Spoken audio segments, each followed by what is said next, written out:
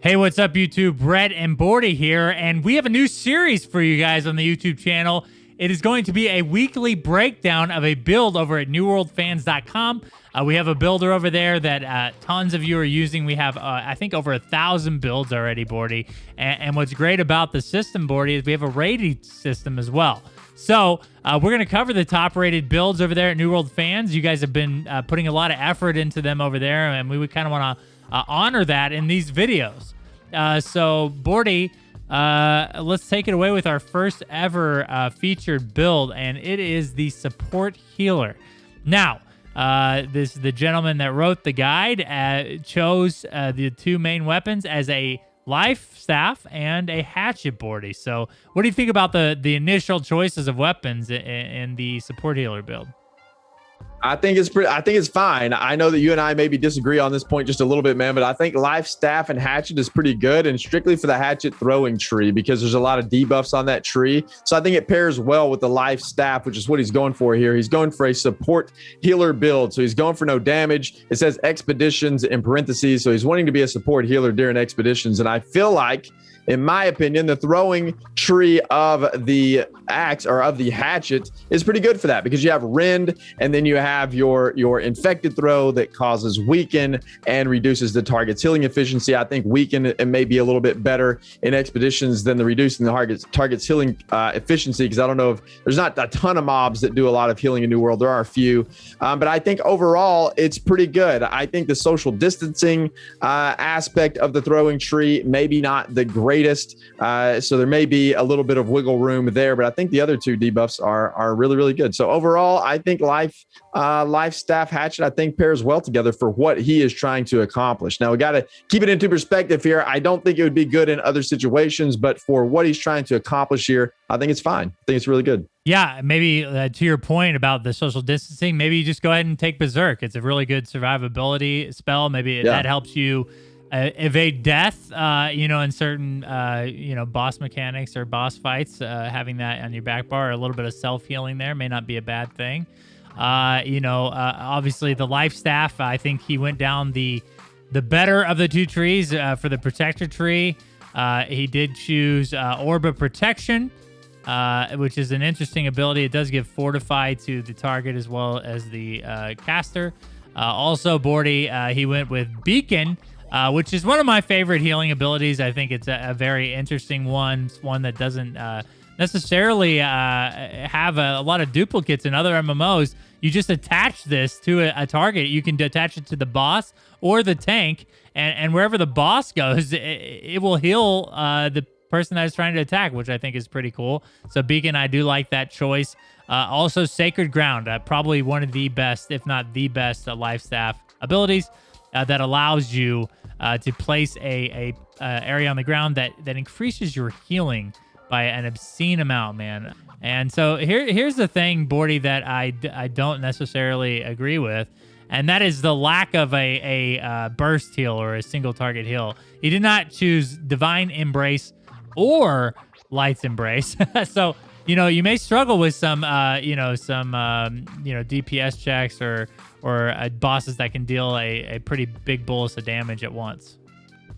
Yeah, I would agree with that for sure. I think overall the healing choices are pretty good, but I do agree with that point without a doubt. Like if you're in a DPS check or something like that, it's gonna be a little bit difficult to heal through that, I guess. But what's your thoughts on not taking a key passive here, Red? Because you notice there's no key passive taken. He sticks all of his points into the active abilities and into the other passives, and there's not a key passive that's taken. What is your thoughts there? Yeah, it's tough.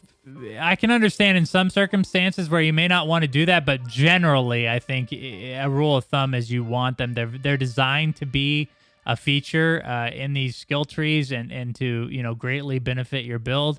The main thing I would probably change is drop Orb of Protection and then go ahead and take Light's Embrace, and then move down there and take Magnify. It's Light's Embrace, through all the testing that I've done with the ability, is a extremely powerful single target healing that basically doesn't have a cooldown and also heals for a ton of damage when you have buffs on your targets.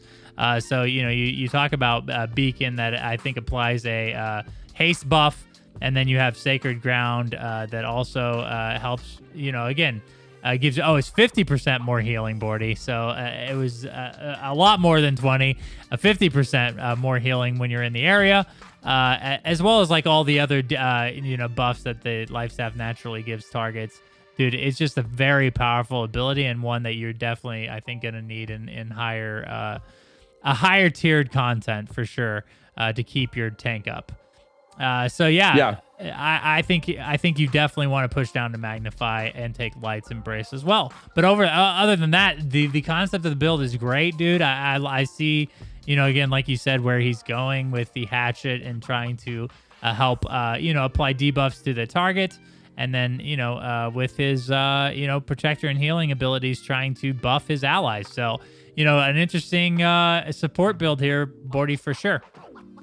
Yeah, I think overall it's pretty good. I think this is something that you could have success running for sure, and I think it's a solid build, no doubt. And if you look at social distancing, he does have a really good description down here of all of the abilities that he has taken and why. And so social distancing, he says here, if it's paired with the passive stay back, it gives you 30% speed if you already have your foe on them. So I think the idea there is that you can just kind of get away from your enemies quicker, so that you can kind of stay alive and continue to heal. But I do think that social distancing is something that I probably wouldn't take on this build. Berserk is just so strong, man, on just about any build that you take. I probably would take that as well. Just my opinion. And I think everybody's gonna, maybe have a different one there. But I think overall, solid build, man. The debuffs are good. The concept's good. I think it'd be a fun one to try out. Yeah, and guys, for the full write-up on this build, you can go over to New World Fans. If you just search by the amount of likes or upvotes that a build has, this is the #1 build over there right now. I do think it's a pretty solid healing build. There's also, what's cool is, like, in the comments, you have people that have tried the build out. And in the future, as we do this and try to... we want to make this a series every week to feature someone's build that has went in the time and effort that these people that have been creating these builds have, which is insane. We appreciate your guys' support. We plan on trying these out ourselves. So every week we'll probably go out and try these builds out and have footage for you guys of the build in action. And again, give our critiques, our recommendations, and our praises on these builds. This was a pretty old build that's been on the website for a long time. We have updated the builder since then, and now you can select gear and everything as well. So don't forget to do that if you're creating a new build over there. It also has up to the max amount of attributes that you can apply.